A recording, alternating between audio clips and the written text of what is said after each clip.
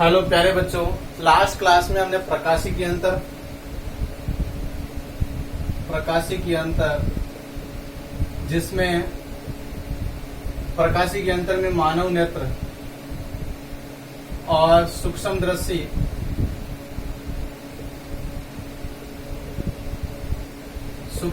के बाद में दूरदर्शी।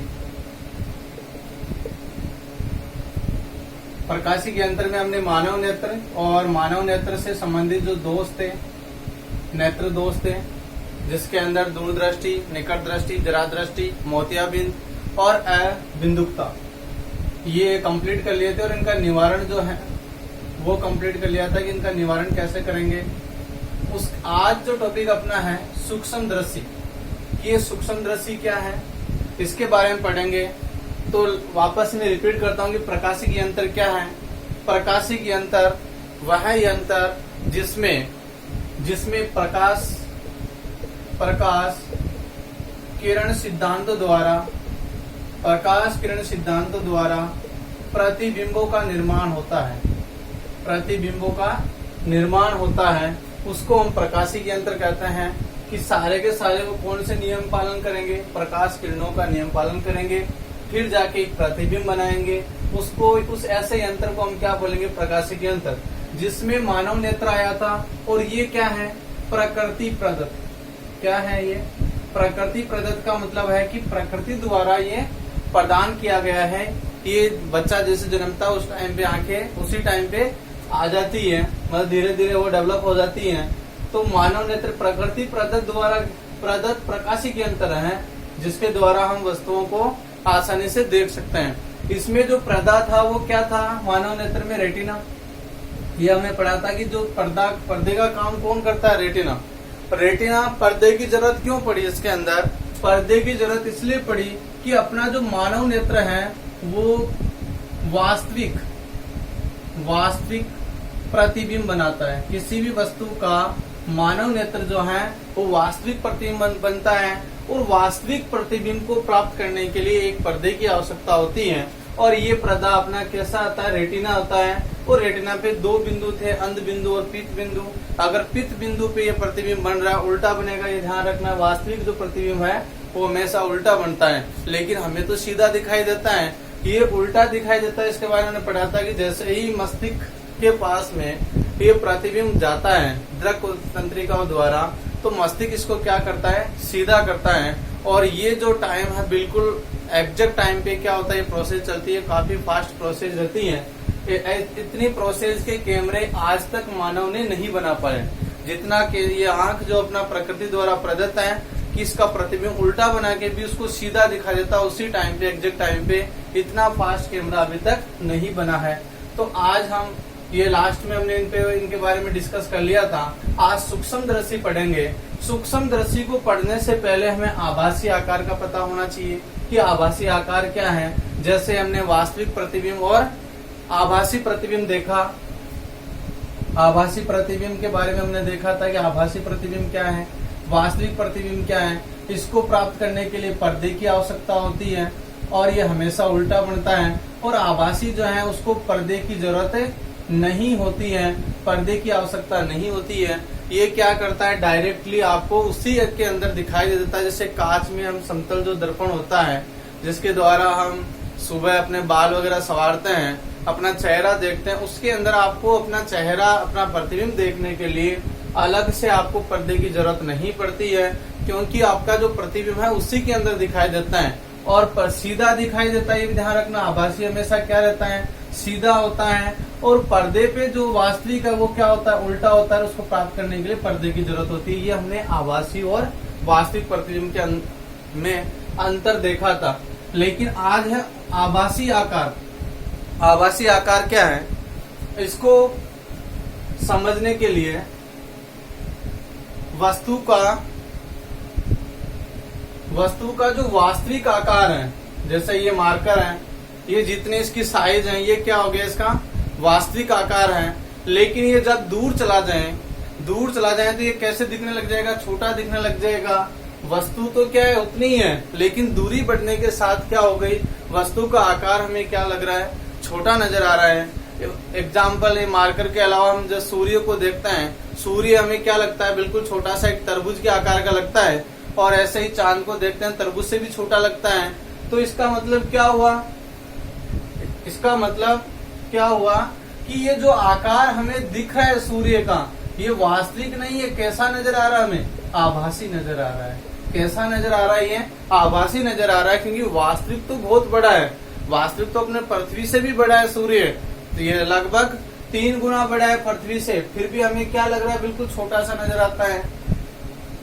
तो ये जो आकार हमें नजर आ रहा है वो क्या है, आभासी आकार है। और इस वास्तविक आकार के अंदर अगर हमें देखना है कि ये इसको पास में लेके आ जाएं, एक खंबा अगर आपके पास में है जो 6 मीटर आपके 6 मीटर लंबाई का है, और आप इसको यहाँ से देख रहे हो, देखोगे तो आपके आंख के अंदर एक कोण बनेगा जिसको हम दर्शन कोण बोलेंगे। इस दर्शन कोण पे अभी हम आएंगे, उससे पहले हम थोड़ा सा आभासी आकार, वास्तविक आकार, जब ये यहाँ पे है, न्यूनतम दृष्टि दूरी पर है, न्यूनतम दृष्टि दूरी होती है 25 सेंटीमीटर, मतलब हमें 25 सेंटीमीटर से स्पष्ट दिखाई देता है। लेकिन ये तनाव की स्थिति होती है, नॉर्मली तनाव रहता है, यहाँ पे नॉर्मली तनाव मतलब स्ट्रेस रहता है, तनाव रहता है आंख पे। लेकिन इससे अगर 25 सेंटीमीटर से इधर आ गया तो आंख पे ज्यादा तनाव पड़ेगा, लेकिन इस पे रखेंगे तो ये न्यूनतम दृष्टि दूरी है, न्यूनतम दृष्टि दूरी है जो 25 सेंटीमीटर है, 25 सेंटीमीटर। अब ये जो खंबा है वो जब 25 सेंटीमीटर दूरी, तो अपने वास्तविक इसका क्या दिखेगा, हमें वास्तविक आकार दिखेगा। लेकिन इसी खंबे को अगर 100 मीटर या ऐसे कहें 5 किलोमीटर दूर रख दिया जाए, 5 किलोमीटर ज्यादा हो जाएगा, 2 किलोमीटर मान लेते हैं, 2 किलोमीटर दूर रख दिया जाए, फिर इस खंबे को देखेंगे तो बिल्कुल छोटा सा नजर आएगा, जबकि वास्तव में ये कितना है, 6 मीटर का ही है।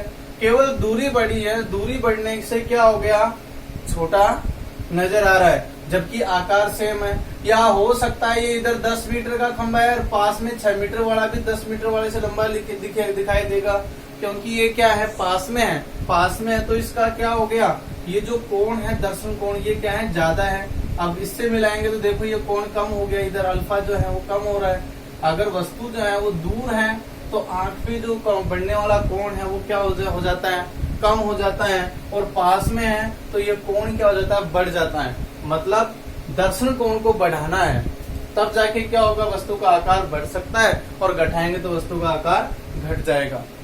तो यहाँ पे हम आभासी आकार क्या है इसके बारे में पढ़ा। अब बात करते हैं दर्शन कोण की। दर्शन कोण इसी के अंदर ये इंक्लूड हो गया है कि दर्शन कोण क्या है, वस्तु द्वारा आंख पर बनाया गया कोण, वस्तु द्वारा आंख पर बनाया गया कोण क्या कहलाता है, दर्शन कोण कहलाता है, दर्शन कोण। लेकिन कितनी दूरी पे हो, तब ये न्यूनतम दृष्टि दूरी पर होना चाहिए, 25 सेंटीमीटर की दूरी पर है, तब जाके हम क्या बोलेंगे कि ये जो कोण बन रहा है वस्तु द्वारा वो क्या हो गया, दर्शन कोण। वस्तु द्वारा आंख पर बनाया गया दर्शन कोण, ये अल्फा हो जाएगा।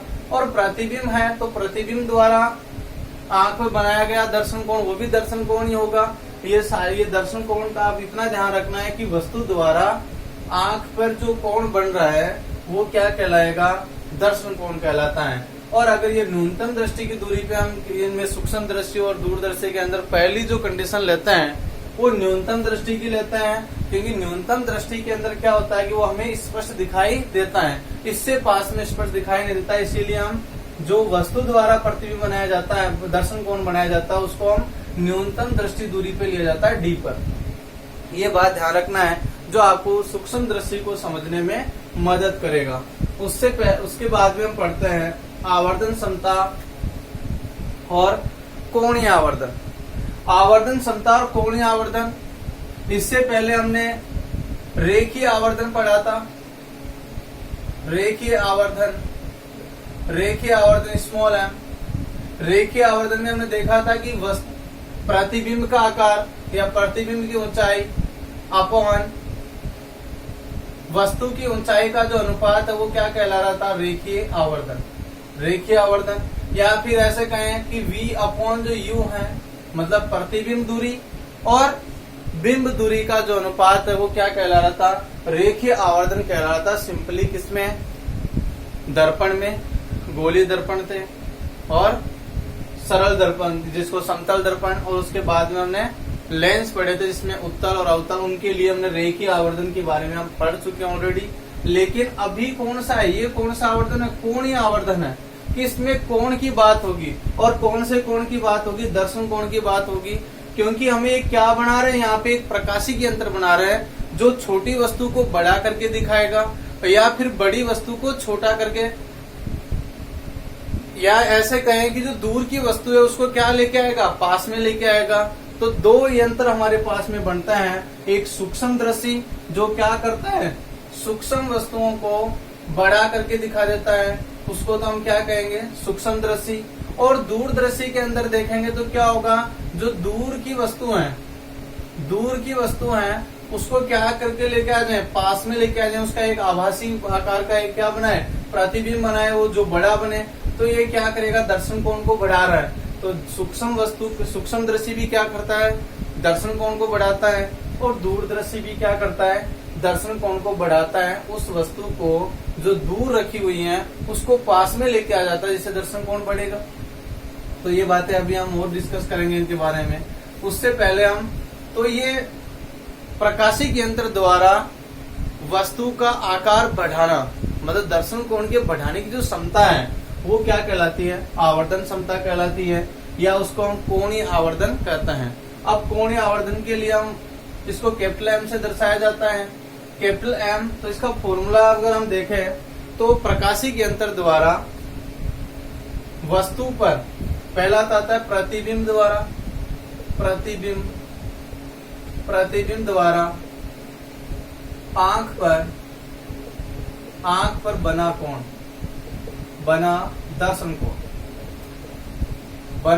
कोण बटा, जिसको अल्फा से दर्शाएंगे, अपोन में क्या आ जाएगा, वस्तु द्वारा आंख पर बना दर्शन कोण, जिसको बीटा से दर्शाएंगे। वस्तु द्वारा आंख पर बना दर्शन कोण और प्रतिबिंब द्वारा आंख पर बना दर्शन कोण, इससे बीटा से दर्शाएंगे, इसको अल्फा से। एक चीज और ध्यान रखनी, ये प्रतिबिंब द्वारा जो है उसको दर्शाएंगे बीटा से, थोड़ा सही कर लेना, इसे करेक्शन कर लेना। और वस्तु द्वारा जो आंख पर बना दर्शन कोण है वो क्या होगा, अल्फा द्वारा दर्शाया जाता है। कब, जब न्यूनतम दूरी पे रखी हुई हो वस्तु, न्यूनतम दृष्टि दूरी पर रखी हुई हो, 25 सेंटीमीटर की दूरी पर रखा हुआ है, तब जाके जो कोण बन रहा है उसको हम क्या बोलेंगे, वस्तु द्वारा आंख पर बना दर्शन कोण। और प्रतिबिंब जैसी स्थिति में है, हो सकता है वो अनंत पे हो सकता है न्यूनतम दृष्टि दूरी पे हो, या इनके मध्य में कहीं पर भी हो, एक प्रास है। तो वो अलग अलग स्थितियों पे डिपेंड करता है कि हमें कितने आकार का वस्तु प्रतिबिंब चाहिए।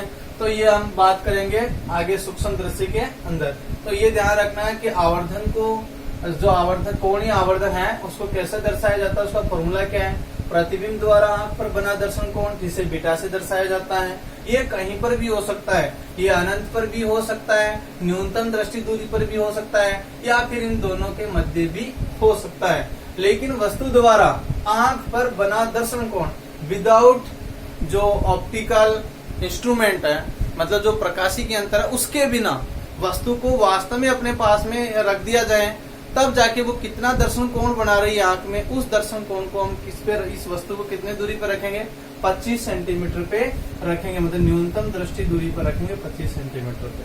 तो आगे चलते हैं, अब सूक्ष्मदर्शी की बात करते हैं। सूक्ष्मदर्शी एक ऐसा प्रकाशिक यंत्र है जो सूक्ष्मतम वस्तुओं को, जैसे मच्छर है, इसके अलावा कोशिकाएं हैं, जिनको हम नग्न आंखों से नहीं देख सकते, जैसे परमाणु है, जिनको नग्न आंखों से हम नहीं देख पाते हैं, ऐसी चीजों को क्या कर देता है, आवर्धित कर देता है, उनके दर्शन कोण को बढ़ा देता है सूक्ष्मदर्शी, मतलब उनको बड़ा करके हमें क्या कर देता है, दिखा सकता है। तो उसको क्या बोल रहे हैं, सूक्ष्मदर्शी बोल रहे हैं। अब ये सूक्ष्मदर्शी दो प्रकार से हैं, सरल सूक्ष्मदर्शी और संयुक्त सूक्ष्मदर्शी।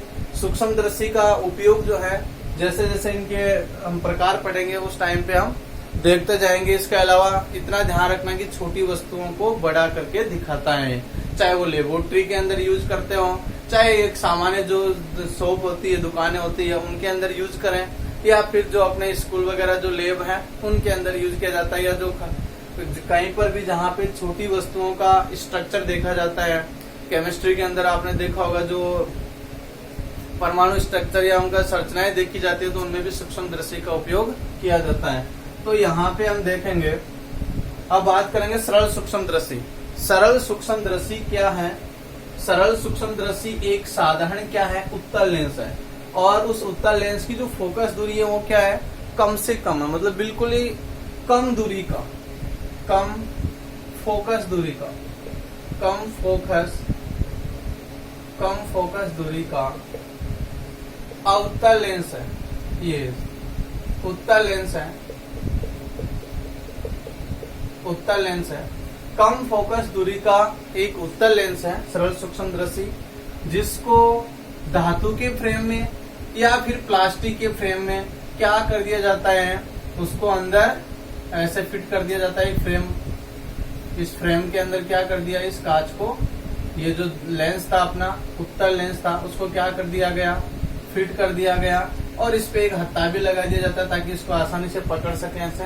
ऐसा आपने देखा होगा जो घड़ी साज होते हैं या फिर डेंटिस्ट जो है दांत वाला जो कीड़े कैविटी वगैरह देखता है दांतों में, तो वो ऐसे करके देख उसको लगाता है, उससे वो एक ऐसा आकार का आपने देखा होगा जिसके अंदर एक लेंस लगा रहता है, उत्तल लेंस रहता है, बिल्कुल कम फोकस दूरी का उत्तल लेंस है, उसी को हम क्या बोलते हैं, सरल सूक्ष्मदर्शी बोलते हैं।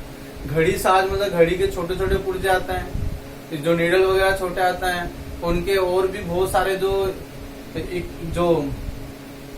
उनके छोटे छोटे जो औजार हैं, बिल्कुल छोटे छोटे औजार होते हैं, उनको क्या करके देखना होता है, बड़ा करके देखना होता है। तो वहां पे और जो कैविटी है दांतों के अंदर छोटी छोटी कैविटी बन जाती है, उनको भी ऐसे करके वो देखते हैं। इसके अलावा जो रेखा देखने वाले होते हैं हाथों की, वो भी क्या करते हैं, उसके ऊपर ऐसे करके उन रेखाओं के बारे में आसानी से देख लेते हैं कि किस तरफ से गुजर रही हैं।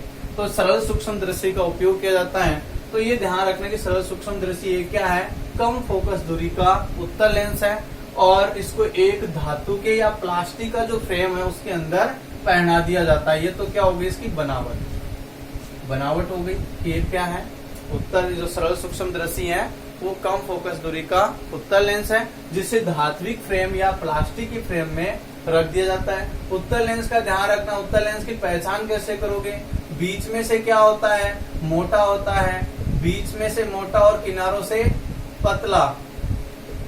पतला, उसको क्या बोला जाता है, उत्तल लेंस बोला जाता है। ये बातें ध्यान रखना है। अब बात करते हैं इसके सिद्धांत की, कि सरल सूक्ष्मदर्शी है वो किस सिद्धांत पे कार्य करता है। सरल सूक्ष्मदर्शी का हम सिद्धांत पढ़ेंगे कि सिद्धांत क्या है इसका।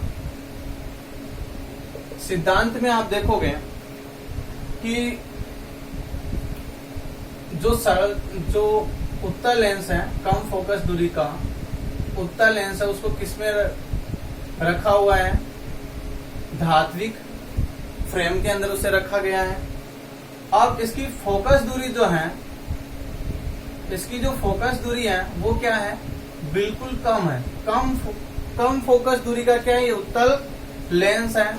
तो यहाँ पे मान लो कि फोकस बिंदु है और ये इसकी क्या है, फोकस दूरी है, और ये क्या है, प्रकाशिक के अंदर, ये क्या है, प्रकाशिक के अंदर है, प्रकाशिक के अंदर है,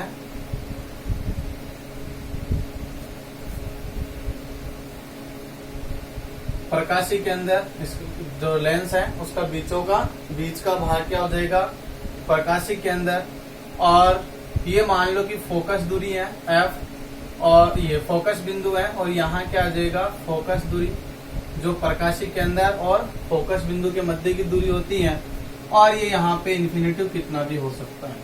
अब बात करते हैं यहाँ पे कि सिद्धांत किस तरीके से वस्तु को रखा जाए। वस्तु को फोकस बिंदु और प्रकाशिक केंद्र के मध्य रखना होता है। वस्तु जो है उसको जब कोई भी घड़ी साज है, अगर पुर्जे को देखना है बड़ा करके, तो उस पुर्जे को वास्तव में कहाँ लेके आना है, फोकस बिंदु और प्रकाशिक केंद्र के मध्य लेके आना, तब जाके क्या होगा, उसका प्रतिबिंब बनेगा।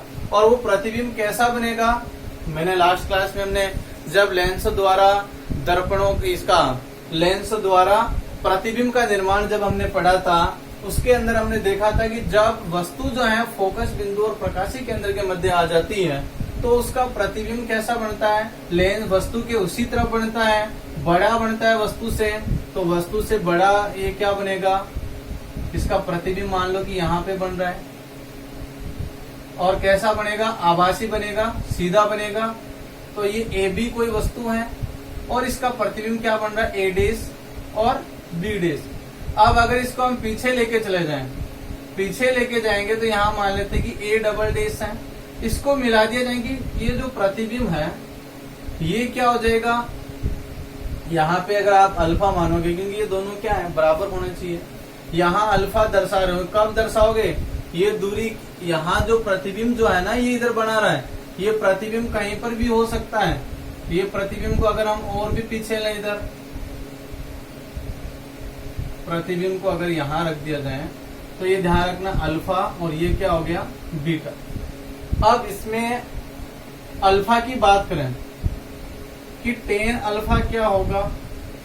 टेन अल्फा को याद करने के लिए आप इतना सा ध्यान रखना कि ये क्या है, आंख है। वस्तु को क्या रखना है, बिना किसी उपकरण के, मतलब उपकरण वस्तु के आंख के बीच में नहीं आना चाहिए। मतलब ये डायरेक्टली अगर वस्तु को हम रखते हैं, जो कोण बन रहा है वो क्या होगा आपका, आंख पर, वस्तु द्वारा आंख पर बना दर्शन कोण होगा। और ये कितनी दूरी पे होना चाहिए, न्यूनतम दूरी डी होनी चाहिए। तो ये न्यूनतम दूरी डी है, तो यहाँ पे क्या हो जाएगा, ये वस्तु का आकार जो है ए और बी मान लेते हैं, ए बी आकार की वस्तु है, और ये ओ पे आंख को रखा गया है। तो यहाँ से टेन अल्फा क्या होगा, यहाँ से टेन अल्फा क्या हो जाएगा, लंब बटा आधार। लंब क्या है इसमें, ए बी, आधार क्या है, ए ओ है, और ए ओ का मान क्या है, डी है। ए ओ का मान क्या है, डी है। इसको क्या रख सकते हैं हम, समीकरण नंबर 1। लेकिन इसको भी थोड़ा सा आगे सरल करते हैं कि अल्फा बिल्कुल छोटी वस्तु है, सूक्ष्मदर्शी है। अगर वस्तु आसानी से ही दिख रही है तो दर्शन कोण क्या होगा, बड़ा होगा। लेकिन दर्शन कोण क्या है, बिल्कुल छोटा है।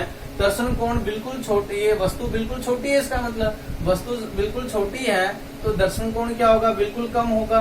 तो अगर अल्फा अगर बहुत कम है तो टेन अल्फा क्या हो जाता है, लगभग अल्फा के बराबर हो जाता है। तो यहाँ क्या हो जाएगा, tan alpha A B upon D. अब ये इधर रखा हुआ है, वस्तु को इधर रखा हुआ है तो माइनस में आ जाएगा, माइनस में रख सकते हैं। तो माइनस, ये समीकरण नंबर, क्योंकि इस तरफ रखा हुआ प्रकाश किरण इस तरफ आएगी, ये ध्यान रखना है। तो इधर देखो, ये दूरी इधर नापी जा रही है तो दोनों विपरीत है, इसलिए माइनस आ गया। ये समीकरण नंबर 1। अब दूसरी बात करते हैं इस उपकरण के माध्यम से। जब उपकरण रख दिया गया, इस वस्तु के मध्य जब उपकरण रख दिया गया, यहाँ पे इसको देखना है तो इस पे क्या, यहाँ पे क्या रख दिया गया, पहले ऐसे ही था, अब क्या लेके आ गए, सरल सूक्ष्मदर्शी बीच में रख दिया। सरल सूक्ष्मदर्शी रखेंगे बीच में तो क्या बन जाएगा, इसका प्रतिबिंब बनेगा, इसका प्रतिबिंब। अब ये प्रतिबिंब कहाँ बन रहा है, कितनी दूरी पे बन रहा है वो अभी हमें पता नहीं है। लेकिन ये जो दूरी है, अब ये दूरी हमने एफ और यू के बीच में रखेंगे, मतलब ये बिंब दूरी क्या होगी, यू होगी, और इसका प्रतिबिंब जो बन रहा है उधर वो क्या होगी, प्रतिबिंब दूरी होगी। ये प्रतिबिंब दूरी है, ये इधर बन रहा है इसीलिए माइनस, ये भी माइनस, वी और यू क्या हो गया, माइनस आ गया। अब बात करते हैं इसको थोड़ा सा आगे, बीटा की बात करें तो बीटा देखो इस जगह बन रहा है, ये बीटा है, ये जो कोण है वो क्या है, बीटा है। इसको इधर से थोड़ा सा, ये तो अल्फा है, इसको ऐसे करके इसमें दर्शाया गया है, ये क्या है, बीटा है। बीटा को आप ज्ञात देखोगे तो बीटा क्या आ जाएगा, बीटा क्या हो जाएगा, टेन बीटा बराबर, टेन बीटा बराबर क्या हो जाएगा, देखो वस्तु जो है उस यंत्र द्वारा बड़ी नहीं हुई है, वास्तव में बड़ी नहीं हुई है, आभासी रूप से उसका आकार हमें दिख रहा है बड़ा। वस्तु तो उतनी रहेगी, ऐसे थोड़ी मक्खी को सूक्ष्म दृष्टि से देखेंगे तो हाथी बन जाएगी, रियल में हाथी थोड़ी बनेगी, उसका आकार हाथी से बड़ा हो सकता है मक्खी का। सरल सूक्ष्म दृष्टि से देखने पर मक्खी का आकार जो है वो हाथी से बड़ा दिख सकता है, लेकिन इसका मतलब ये नहीं कि मक्खी जो है वो मोटी हो गई है। रियल में वो उतनी है, वास्तव में उतनी है, केवल उसको आभासी रूप से क्या किया गया है, बड़ा किया गया है। और वो किसको बढ़ा के किया गया है, दर्शन कोण को बढ़ा के किया गया है। तो दर्शन कोण यहाँ टेन बीटा बराबर क्या हो जाएगा, ए बी रहेगी। वस्तु वास्तव में कितनी है, ए बी है, लेकिन यहाँ पे क्या होगी, दूरी जो है वो क्या होगी, कितनी रखी हुई है, ये आएगा बीटा के अंदर, ये तो AB रहने वाली है। और यहाँ पे जो बीटा बन रहा है ये क्या हो जाएगा, U रखेंगे, चिन्ह परिपाटी का यूज करेंगे तो U क्या आएगा माइनस में। और ये जो बीटा जो है ये भी क्या है, अल्फ है, बीटा अल्फ है, तो टेन बीटा क्या बन जाएगा, टेन बीटा लगभग किसके बराबर हो जाएगा, बीटा के बराबर हो जाएगा। तो बीटा बराबर क्या आ गया इस जगह से, बीटा बराबर क्या हो जाएगा, AB/-U, समीकरण नंबर 2। अगर यहाँ तक आपने समझ लिया तब आगे कोई दिक्कत नहीं आएगी। लेकिन वापस से मैं इसको बता रहा हूँ कि यहाँ D क्या है, कि D क्या होता है, वस्तु द्वारा आंख पर बनाया गया दर्शन कोण विदाउट ऑप्टिकल इंस्ट्रूमेंट। मतलब क्या नहीं होना चाहिए बीच में, अब आपका जो प्रकाशिक यंत्र है वो बीच में नहीं रखा होना चाहिए, तब जाके क्या होगा, वो दर्शन कोण क्या होगा, किसके द्वारा बनाया जाएगा, वस्तु द्वारा बनाया जाएगा। और कितनी दूरी पे रखना होगा उस वस्तु को, न्यूनतम दृष्टि दूरी पे, मतलब D पे रखना होगा, तो D इधर से मापेंगे। इसके अंदर कोई भी ये जो लेंस हम बीच में लेके आ रहे हैं आंख के अंदर, ये नहीं लाएंगे, केवल डायरेक्टली हम देखेंगे तो वस्तु का आकार वास्तव में कितना है, AB मान लेते हैं, वास्तव में AB है और अल्फा है। तो यहाँ से देखेंगे टेन अल्फा बराबर क्या हो गया, ये क्या हो गया, थीटा है, तो ये लंब और आधार, तो लंब बटा आधार आ जाएगा D। अब माइनस क्यों लगाते हैं, चिन्ह परिपाटी यूज किया है कि इधर मापा जा रहा है तो -D हो जाएगा, भाई इस तरफ है। अब यहाँ पे क्या हुआ, AB क्या है, लंब है, मतलब वस्तु का आकार है। ये समीकरण नंबर 1 आ गया, मतलब अल्फा का मान बिल्कुल अल्फ हो तो उस टाइम पे टेन अल्फा क्या हो जाएगा, अल्फा के बराबर हो जाएगा।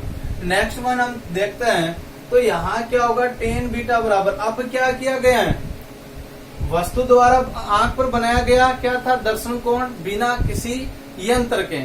अब क्या कर दिया गया, वस्तु के बीच में क्या लेके आ गए, यंत्र लेके आ गए, प्रकाशिक यंत्र में सरल सूक्ष्मदर्शी बीच में लेके आ गए। और वो वस्तु कहाँ रखनी है हमें, वस्तु जो है वो फोकस बिंदु और प्रकाशिक केंद्र के बीच में रखना है, ताकि उसका जो प्रतिबिंब है वो क्या बन सके, आभासी प्रतिबिंब बन सके, सीधा प्रतिबिंब बन सके, उससे आवर्धित बन सके। तो पर्दे की आवश्यकता नहीं है क्योंकि उसी के अंदर दिखाई देगा, उसी लेंस के अंदर। तो यहाँ AB/ क्या हो जाएगा, -U। यहाँ आप देखोगे वस्तु उतनी रहेगी AB, और ये क्या हो जाएगा, U जो है आधार क्या हो जाएगा, AO है, मतलब आधार यहाँ क्या आएगा, U आएगा। चिन्ह परिपाटी की वजह से यहाँ क्या लगा दिया, माइनस लगा दिया, तो यहाँ से बीटा बराबर क्या आ गया, AB/-U। अब आपको कोणीय आवर्धन ज्ञात करना है कि कितना आवर्धित कर रहा है। तो कोणीय आवर्धन जो है वो कैपिटल M बराबर क्या होता है, बीटा/अल्फा। बीटा का मान समीकरण नंबर 2 से और अल्फा का मान समीकरण नंबर 1 से आप रखोगे तो क्या आ जाएगा।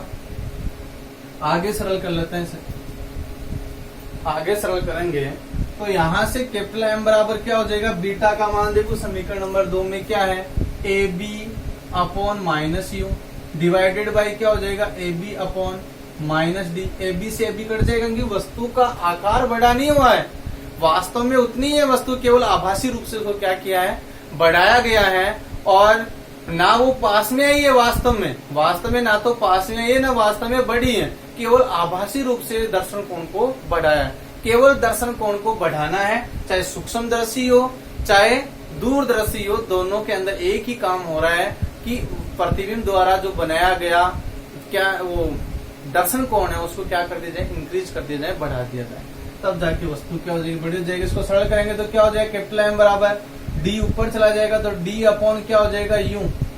D/ क्या हो जाएगा, U।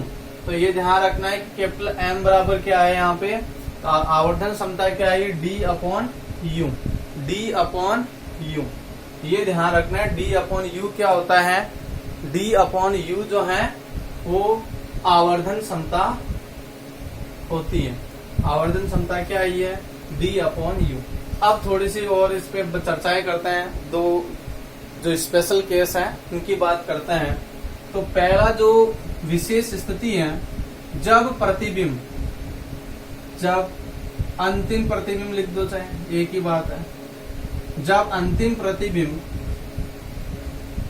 न्यूनतम दृष्टि दूरी पे बने, न्यूनतम दृष्टि दूरी पर, मतलब D पे बन जाए अंतिम प्रतिबिंब, ये जो V है वो क्या हो जाए, -D हो जाए, मतलब v कितना हो जाए 25 सेंटीमीटर के बराबर हो जाए, मतलब जो प्रतिबिंब है, अंतिम प्रतिबिंब है, वो क्या बन जाए, बिल्कुल न्यूनतम दूरी मतलब d पर बन जाए।